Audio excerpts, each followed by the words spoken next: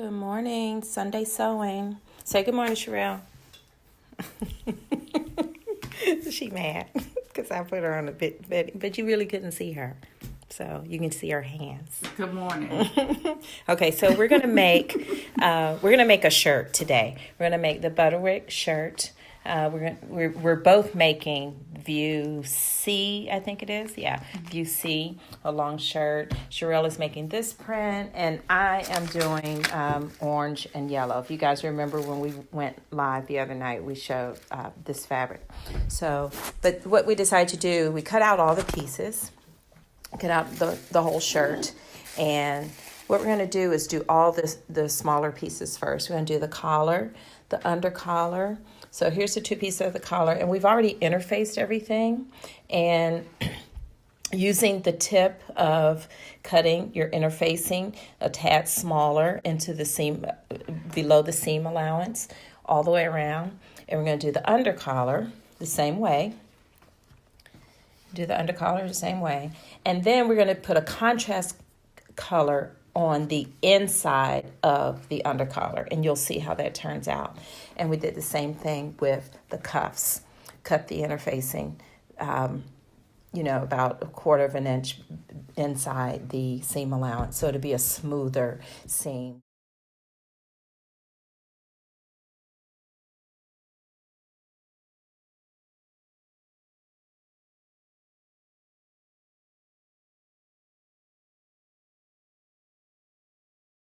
You're stitching your 5/8 seam allowance, and here's the corner.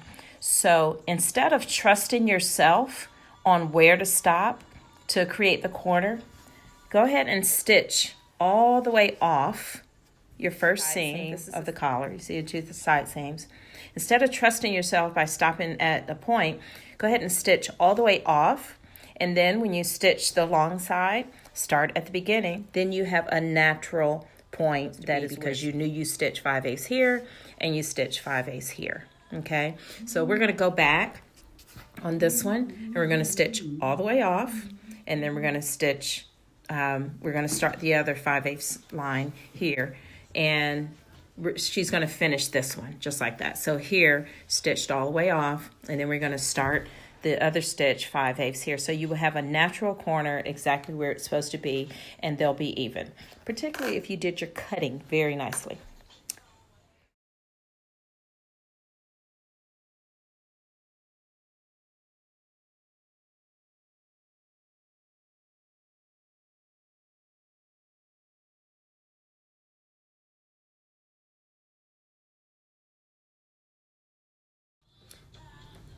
Okay, so now we're going to trim around. The collar's been done, and I'll reinforce the corners. So what I'm going to do is cut straight across, so the corner will be, pretty even when I turn it. Okay, I'll cut straight across on this corner, and then what we're going to do is trim, and we're only going to trim down one layer of the seam allowance.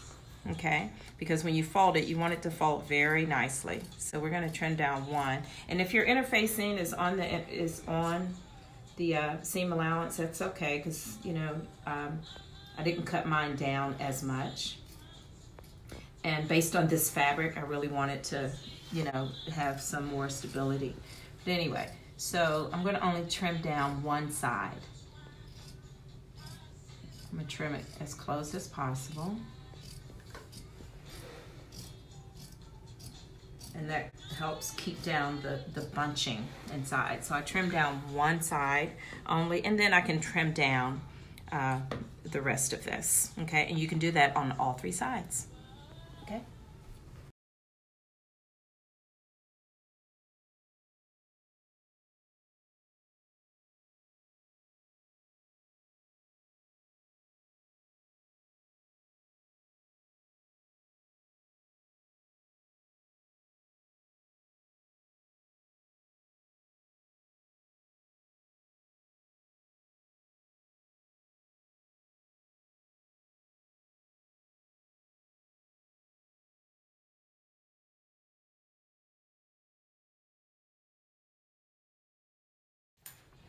Okay, guys, it's sleeve time, and we're prepping the sleeves to put cuffs on.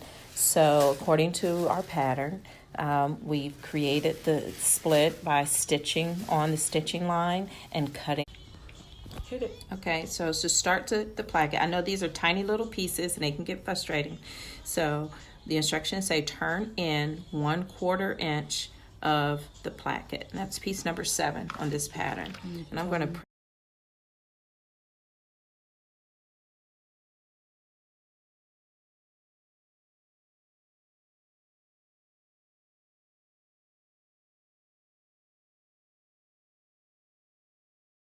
the cuff, and it's piece number 9. Here it is. It's been interfaced. Okay, and what we want to do is just to make your construction easy. There's a fold line mark on the cuff, and we want to mark that. We want to make sure that we keep up with it throughout construction. So we're going to mark the fold line on each of the cuff pieces. And it's okay to mark it on the outside of the fabric because it's going to iron away anyway. Okay. And then let's move this out of the way. And then the next step is we're going to measure. We're going to take one of the long bottom edge and fold it up 5/8. Okay. We can press that down. And then we're going to fold it on the fold line that you just marked. And fold it and press it down nicely. So you're going to end up with the folded down area, which is going to be your inside, and the stitching area, which is going to go around the bottom of the sleeve.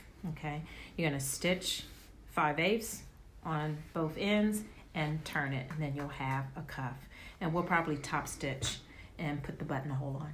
Okay, or maybe we'll put the buttonhole on after we put on the sleeve to measure it. But those are the only steps for the cuff, and you'll have a nice cuff.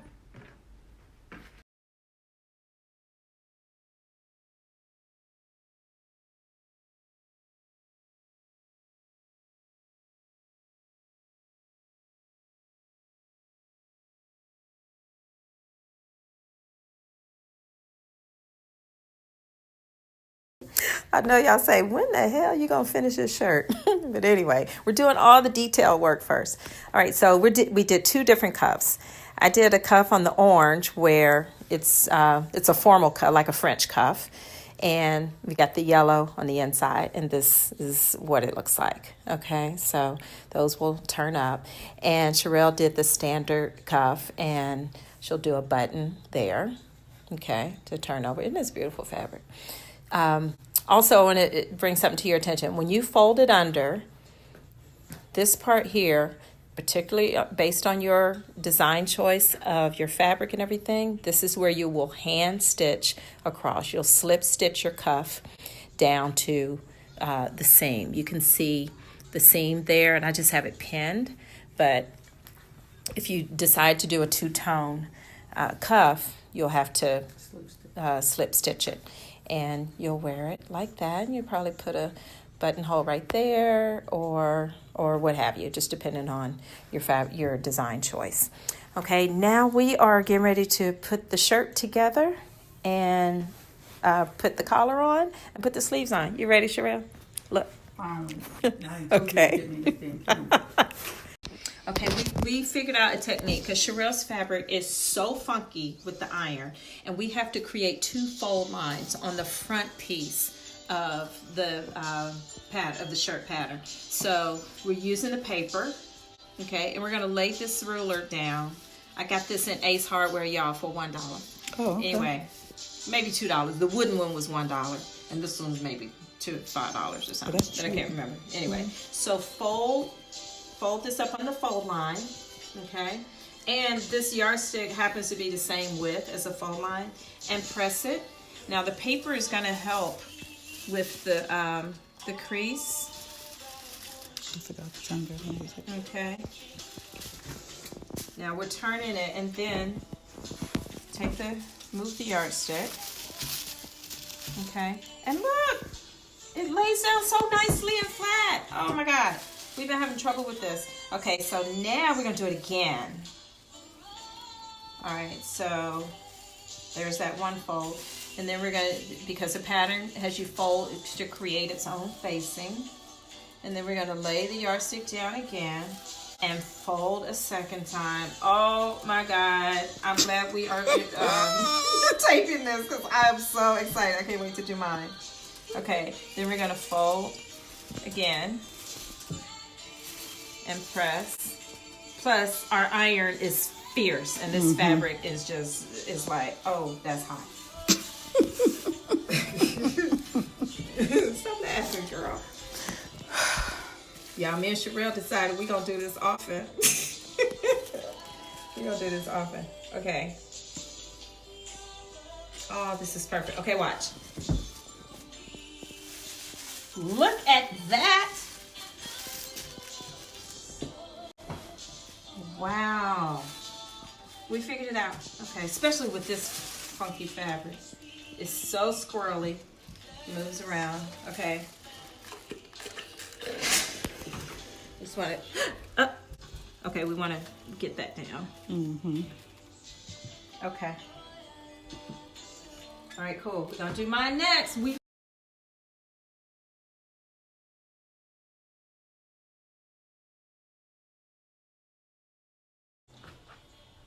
Double notches here. You're gonna 5/8 stitch from here all the way across. And if you want to test what it looks like, just turn this down after you pin it. And that's what your collar will look like here and on the inside, okay? And then we're gonna take this whole thing and stitch the undercollar to the shirt neck, okay? We'll show you what that looks like. Okay, thanks again, guys, for our attention today. Thanks for indulging. We've been having some fun. But I wanted to give one more tip because I've got so many people who just hate putting in set-in sleeves. So I want the front that matches the front garment piece.